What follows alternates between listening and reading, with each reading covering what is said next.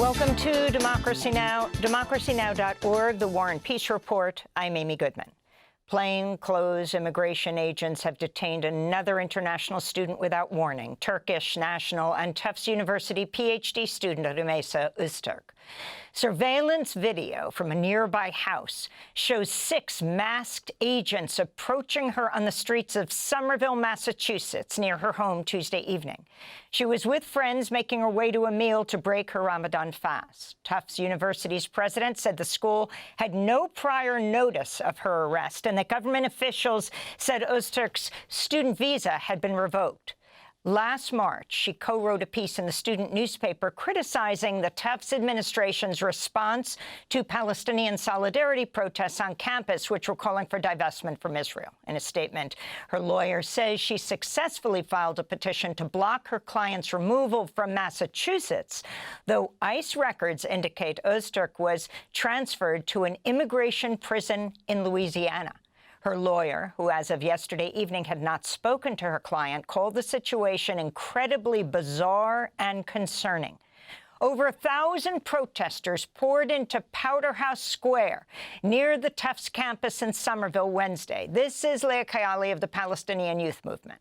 We had hundreds of Bostonians coming out here today because they are angered about what happened when one of our community members was taken by armed agents of the state who kidnapped her from outside of her home.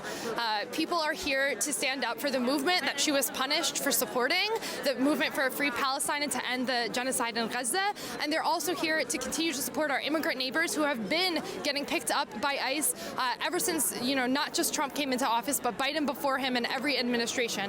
So we are out here to continue to demand a free Palestine, to demand ICE out of our communities, and to fight for collective liberation.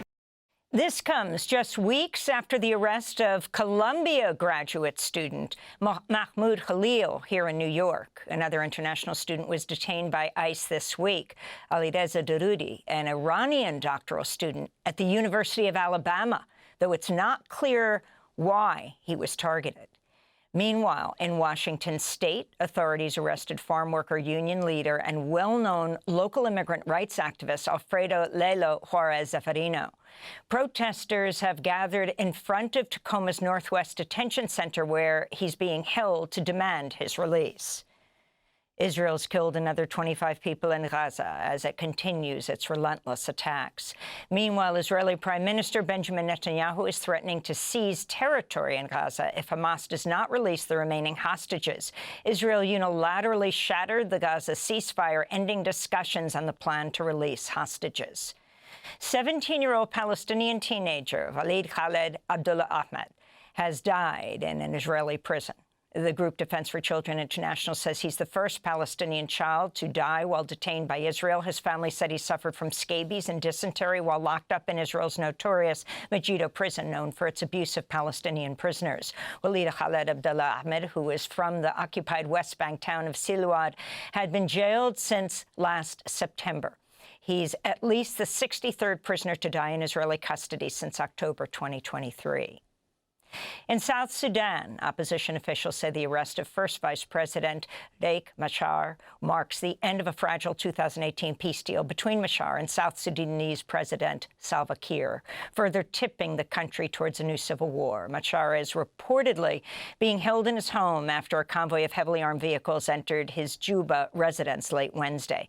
An estimated 400,000 people were killed during fighting in South Sudan between 2013 and 2018. Tensions between the two rivals had been mounting, as have deadly clashes by armed groups, especially in South Sudan's Upper Nile state. In neighboring Sudan, Army Chief Abdel Fattah al-Burhan declared Khartoum is free after his forces seized Khartoum airport from the rival paramilitary Rapid Support Forces. RSF fighters have been fleeing the capital in droves after the Sudanese army recaptured key sites in Khartoum over recent days. Brazil's Supreme Court ruled Wednesday former President Jair Bolsonaro will have to stand trial for his involvement in a 2022 coup attempt after losing the presidential election to Luiz Inácio Lula da Silva.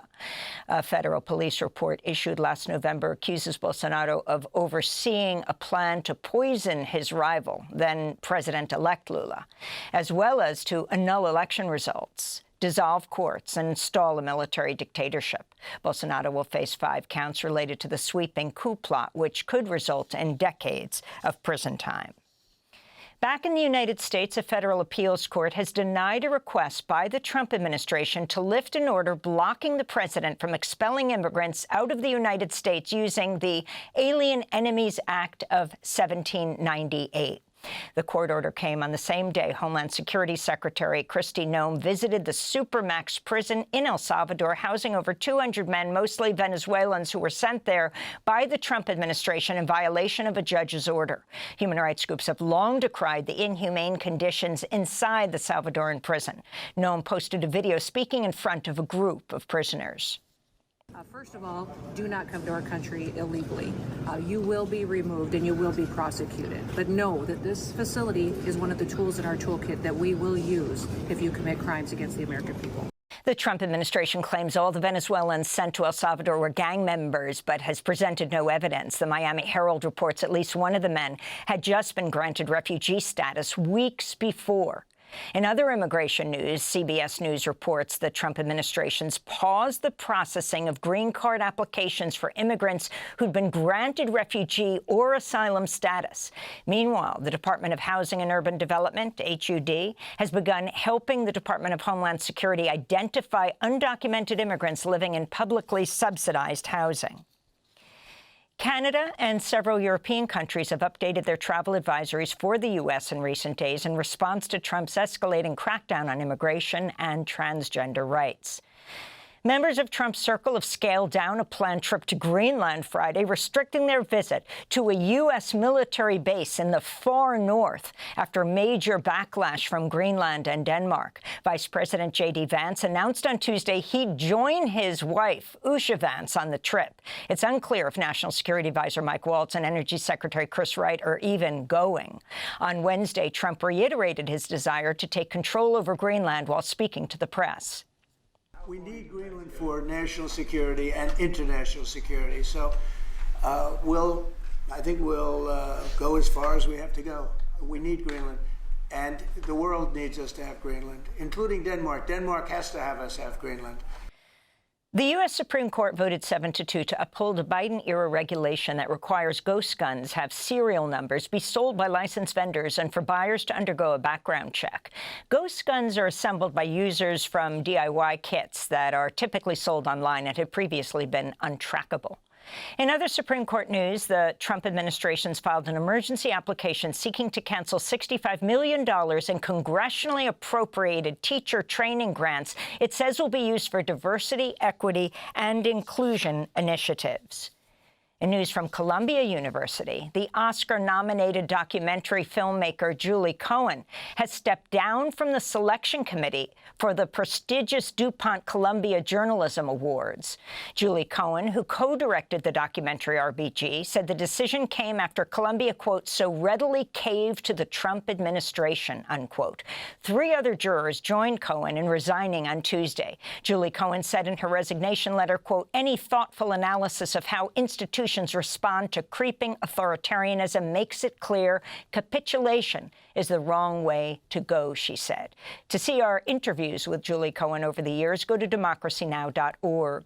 Meanwhile, in California, UC Davis has suspended its Law Student Association and seized its funding in retaliation for the group's vote backing the BDS movement. That's the Boycott, Divestment, and Sanctions movement against Israel amidst its war on Gaza.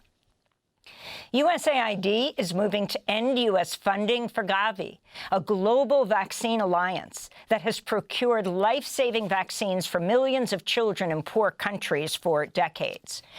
Other cuts planned by USAID in a newly shared document include an anti-malaria initiative.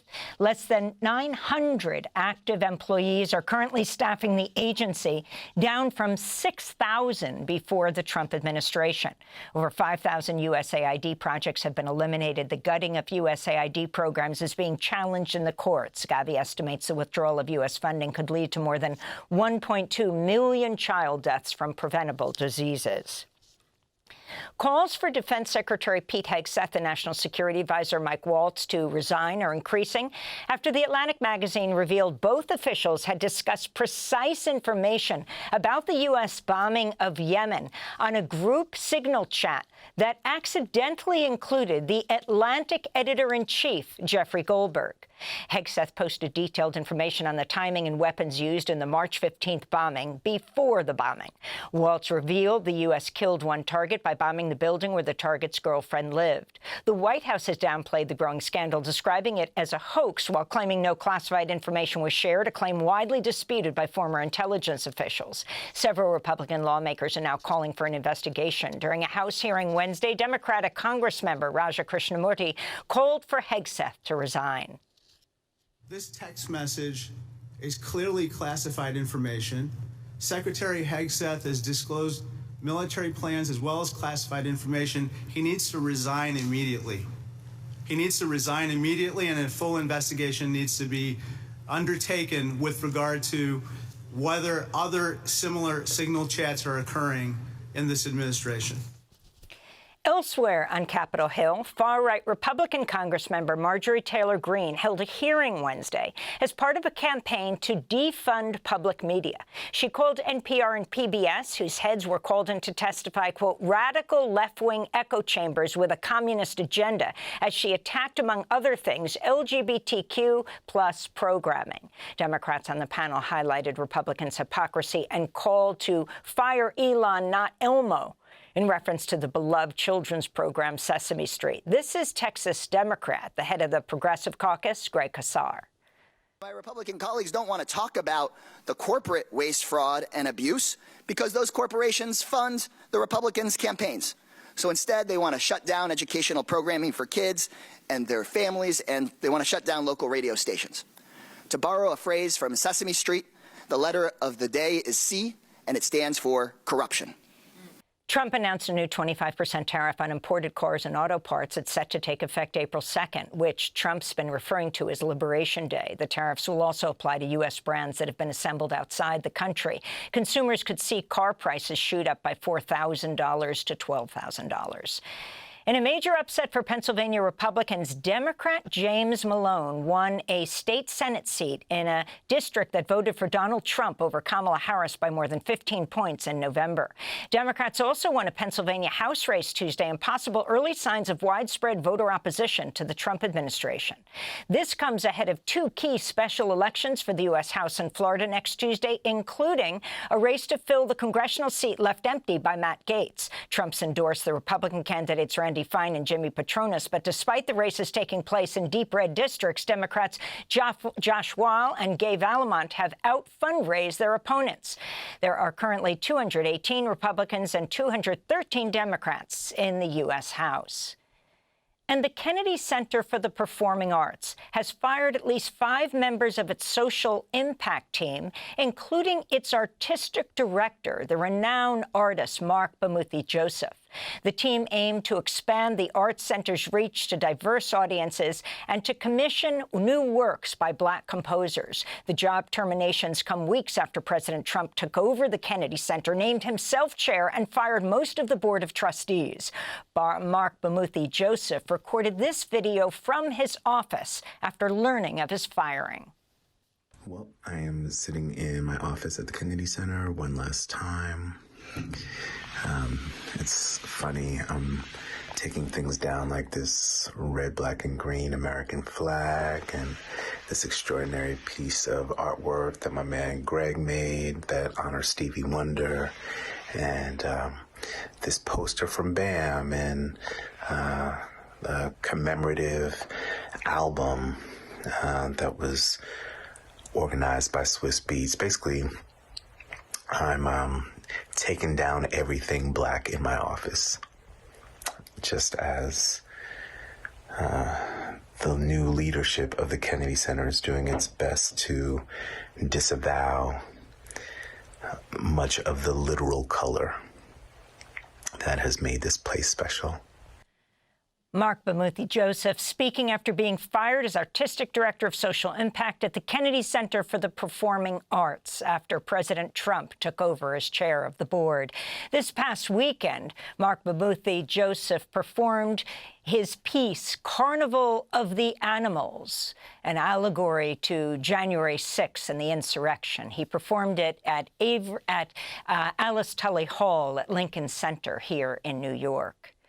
And those are some of the headlines. This is Democracy Now!, democracynow.org, The War and Peace Report. I'm Amy Goodman.